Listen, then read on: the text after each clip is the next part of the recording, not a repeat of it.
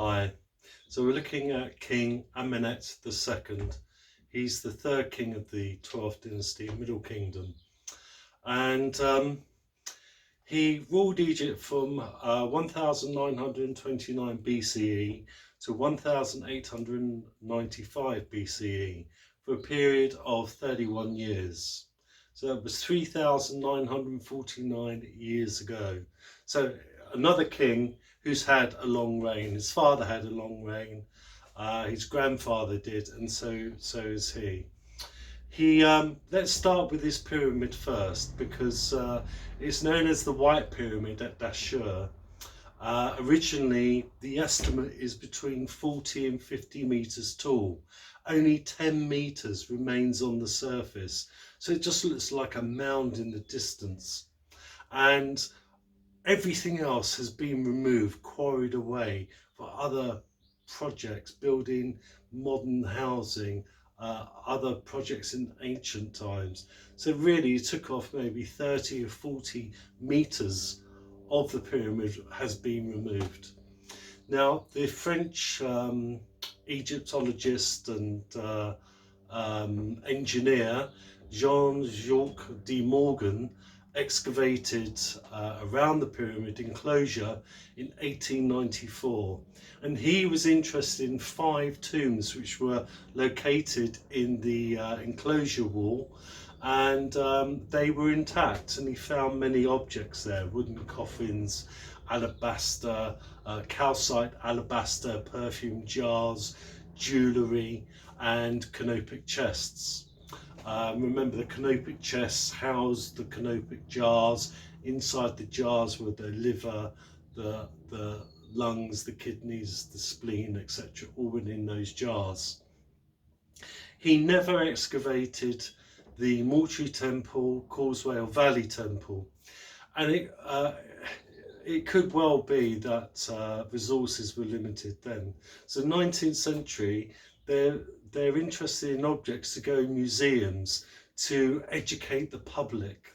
So museums in the 19th century were there to give people a view of what was happening in different parts of the world.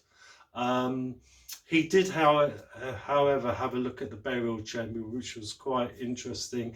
He found an orange quartzite sarcophagus in the burial chamber, another secret chamber underneath the burial chamber, and it was lined in red granite. So without doubt, Amenet II did splash the cash, that's for sure. And he did build it in stone, not in mud bricks, which a lot of his successors did from that date onwards.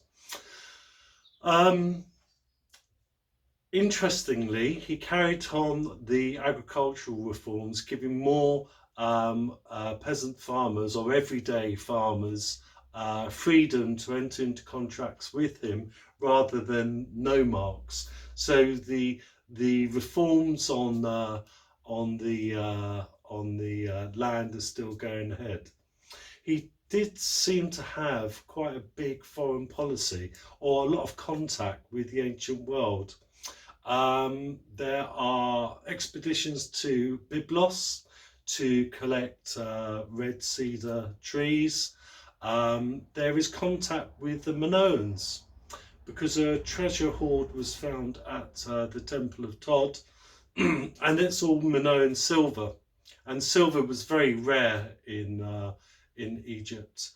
They mined it away really early during the Old Kingdom, and silver to the Egyptians was the sperm of the gods. So they had bones made out of iron, flesh made out of gold, and the male gods had sperm made out of silver. Well, so you quite happily if they splashed it over your head a few times.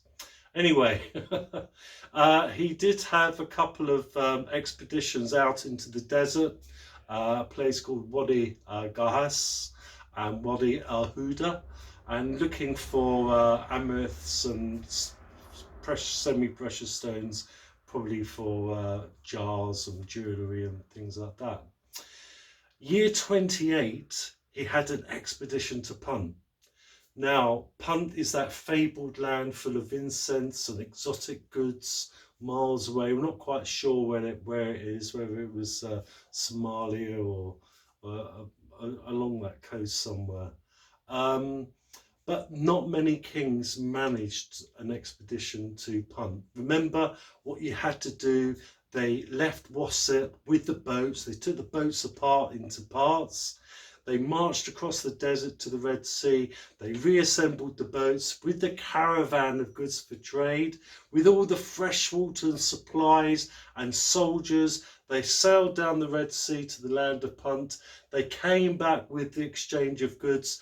They took the boats apart and the new caravan, plus all their water, marched across the desert back to Wasset. So, we can only guess maybe 6 months to a year, maybe 18 months for the whole expedition to conclude, and anything could go wrong. So you had to have a very stable reign to achieve an expedition to Punt. There are cylinder seals proving that he had contact with the Babylonians.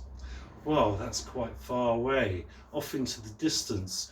You go off to those who dwell across the sand, the retinue, the Levant, and beyond is Babylon. But there was contact. There was contact with the Cretes on Colossus, as I mentioned before, and that in itself is pretty amazing. So what do the Colossus people want from the Egyptians?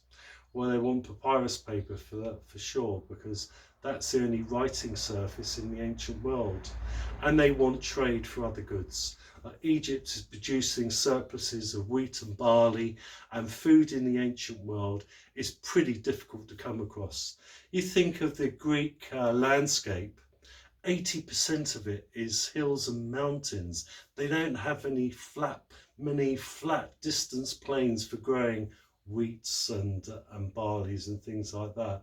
So trade with a civilization that produces maybe 1 or 2 surpluses from their harvest each year is well worth doing. So looking at some of his statues, he had big sphinxes commissioned and full-size statues of himself, and artistically they were of a high point of Egyptian art, because kings later in the 19th dynasty, in the New Kingdom, stole some of his work and usurped them by putting their names on his statues.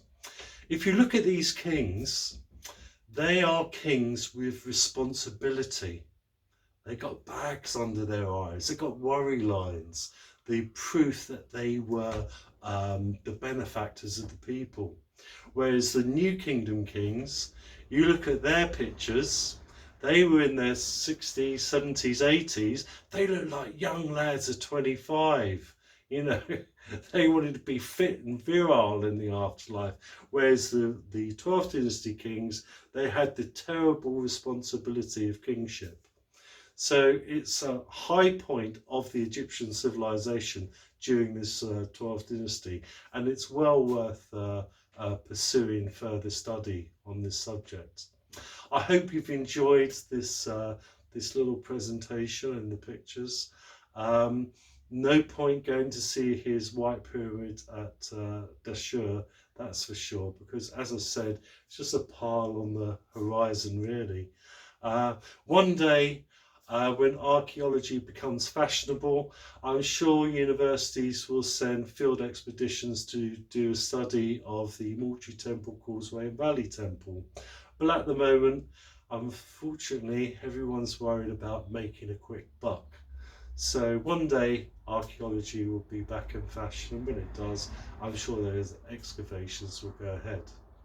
I hope you've enjoyed this little talk, and I'll see you very soon. Bye for now.